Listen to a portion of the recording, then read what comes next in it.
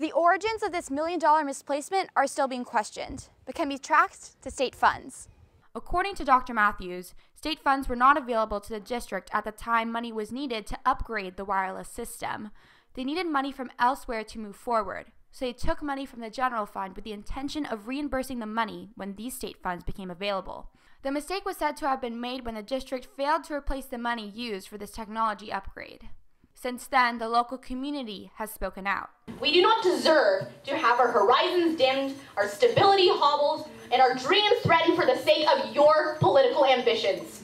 The teachers union and Blue for MBUTA raised the most concern because the general fund is also used to supply teachers' salaries and benefits. The teachers union said to the school district, we see problems with this. We see that there are discrepancies in the budget. We want you to look for them. We want you to investigate. And the district basically said, no. They laughed it off and said, we're not going to investigate this. When asked why this misplacement of funds was not investigated sooner, Dr. Matthews said, we have been investigating them, and I have communicated with the union several times.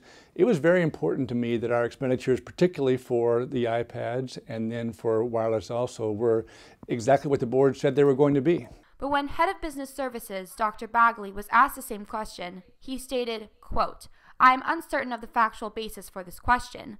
What specific budget discrepancies did the union bring to our attention, and when specifically did they share them with us? Email exchanges between the teachers union and the district clearly show that concerns about the budget were expressed and received in March 2013.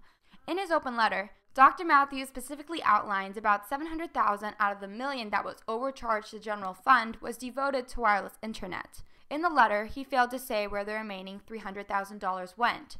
In response, Dr. Bagley said, quote, the board approved expenditures for state funds that were beyond those related to wireless. The expenditures the board approved were all properly aligned to the funds/accounts for which they were intended. Dr. Matthews was also asked this question and declined from providing a response. We have yet to receive a specific answer on where these funds went.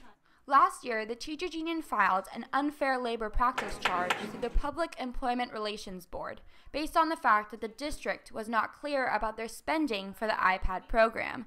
With further investigation, PERB concluded that the district violated various government codes and issued a complaint. The complaint was followed by a series of hearings, the final one occurring on May 13th and 14th. The district and the teachers union now await PERB's ruling, which will come out in several months. For the Mustang Morning News, this has been Julie Arcega, Alessandra Anderson, and Allie Ferlin.